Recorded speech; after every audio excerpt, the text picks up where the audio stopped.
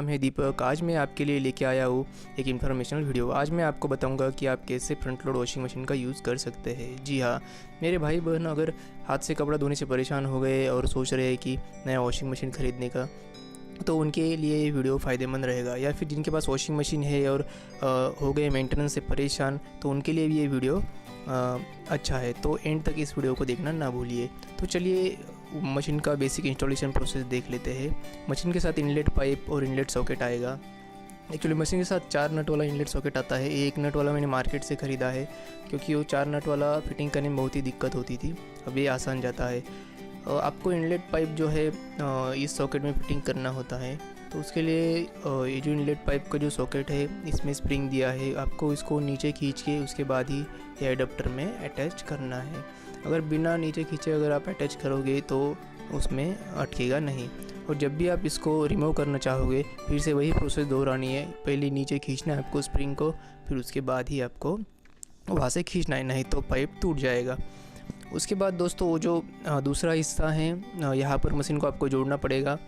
ध्यान रहे यहाँ पे दोनों भी जो है अटैचमेंट प्लास्टिक थ्रेड में बनाई गई है, तो इसको ध्यान से मैच करके ही आपको लगाना है। अगर आप जोर लगा के लगाओगे तो आपका पानी हमेशा टपकता रहेगा, जो कि जिससे मशीन में जंग लग सकता है। और इसके साथ आपको जो ड्रेन पाइप है यानी कि आउटलेट पाइप है, वो आपकी ड्रेनेज लाइन में जोड़ना पड़ेगा। बस आप इतना ध्यान में रखिए कि आपकी ड्रेनेज लाइन जो है नीचे रहे, ड्रेनेज लाइन का जो मुंह है ऊपर ना रहे। उससे क्या होगा कि वॉशिंग मशीन का पूरा पानी बाहर जाने में आसानी होगी। तो ये था बेसिक इंस्टॉलेशन। तो अभी चलिए देखते हैं कि कैसे आप फ्रंट लोड वॉशिंग मशीन का यूज़ कर पाओगे। How to use washing machine. तो दोस्तों फ्रंट लोड वॉशिंग मशीन जो है पूरा डिजिटल पैनल पे ऑपरेट होता है। कोई भी मैनुअल वर्क इसमें होता नहीं है। तो एक एक करके हमें सब बटन्स की जानकारी लेते हैं।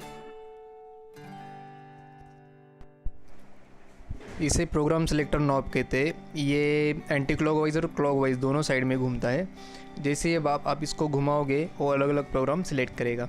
जैसे कि कॉटन पर है, कॉटन क्विक है। जो हमारे डेली के रूटीन के कपड़े हो हम कॉटन में यूज़ करते हैं, या फिर कॉटन क्विक में। सिंथेटिक कपड़े जो है आपको सिंथेटिक प्रोग्राम में डालने हैं। उसके बाद अगर आपको कभी ब्लैंकेट वगैरह धोने हैं तो आप ब्लैंकेट में डालिए। बल्कि प्रोग्राम से ब्लैंकेट जैसा ही है, जो भी पानी ऑब्जर्व करने वाले कपड़े हो बल्कि में डालने हैं। उसके बाद आता है क्विक 30। उसके बाद रिंस और स्पिन का ऑप्शन दिया हुआ है आपको। मतलब अगर कभी लाइट नहीं, आपने कपड़े धो लिए हैं और बीच में ही लाइट आ जाती है, तो आप अगर ये प्रोग्राम सेलेक्ट करते हैं तो आपके धोए हुए कपड़े खंगालेगा और सुखा के आपको दे देगा। उसके बाद आता है दोस्तों स्पिन का प्रोग्राम। स्पिन का प्रोग्राम सेम है।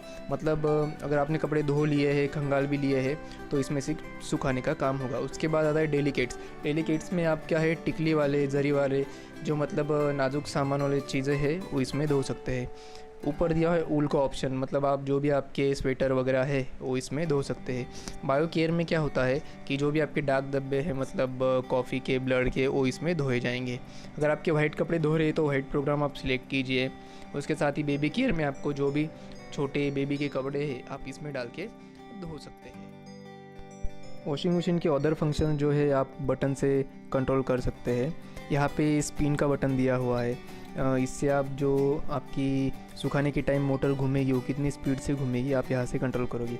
अगर आप रिंस होल्ड पे अगर आप क्लिक करते हो तो आपके कपड़े खंगाले नहीं जाएंगे, डायरेक्टली स्पिन हो जाएंगे। अगर नो स्पिन पे क्लिक आप रहता है तो आपको कपड़े सुखा कर नहीं मिलेंगे, सिर्फ कपड़े वॉश होंगे आपके। यहाँ पर ऊपर पर मिनट कितने राउंड घूमेगा उसका दिया है, 4 से 800 और 1200। तो आप बीच में रखिए 800 के यहाँ पे, तो ठीक रहेगा। इसके साथ ही टेम्परेचर कंट्रोल का बटन दिया हुआ है, जिसमें कि कोल्ड 30, 40, 60, 95 दिया हुआ है। ये 95 का आप जनरल यूज़ मत कीजिए, बहुत ही ज़्यादा पानी गर्म हो जाता है इसमें, जिससे कि आपके कपड़े जो है वो ख़राब भी हो सकते हैं। अगर आप कोल्ड का ऑप्शन सेलेक्ट करते हो तो आपका पानी गर्म नहीं होगा, नॉर्मल पानी में ही आपके कपड़े धुले जाएंगे।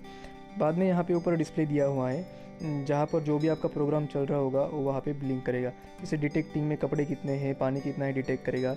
उसके बाद जब वॉश चालू होगा वॉश का ब्लिंक होगा, उसके बाद रिंस का, उसके बाद स्पिन का आपको दिखाई देगा। उसके साथ यहाँ पे आपको टाइमिंग दिखाई देगा कितना टाइम बाकी है कपड़ों का साइकिल पूरा होने में।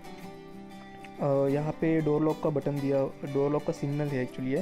अगर डोर लॉक अगर ठीक से नहीं हुआ होगा तो आपका जो ये लाइट है ब्लिंक करेगा। ये स्टेबल होना चाहिए डोर लॉक का।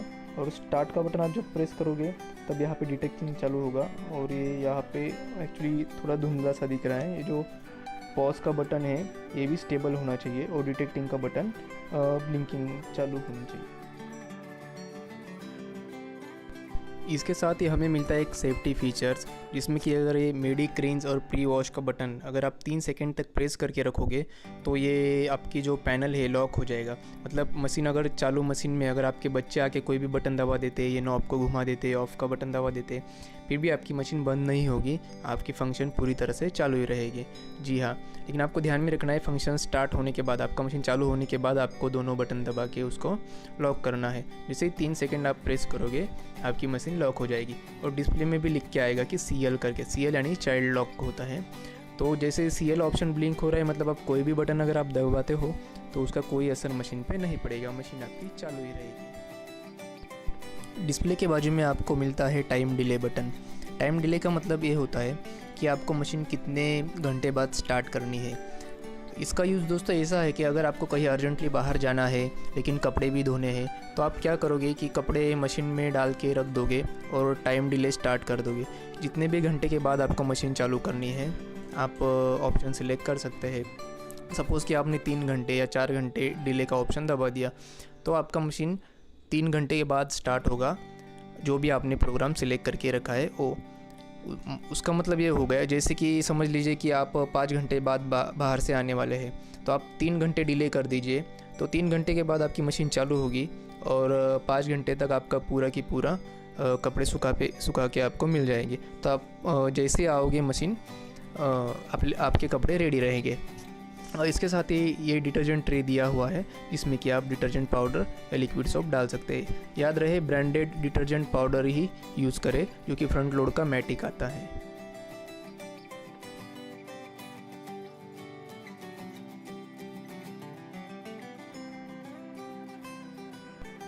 वॉशिंग मशीन की सबसे परेशान करने वाली बात होती है वॉशिंग मशीन का वारंटी ख़त्म होने बाद का मेंटेनेंस।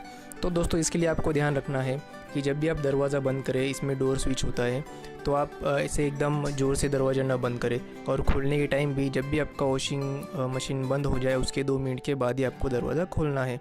अगर आप दरवाज़ा बंद करते वक्त ज़ोर लगाओगे या फिर दरवाज़ा 2 मिनट से पहले ओपन कर लोगे तो आपका दरवाज़ा टूट सकता है, डोर स्विच ख़राब हो सकता है।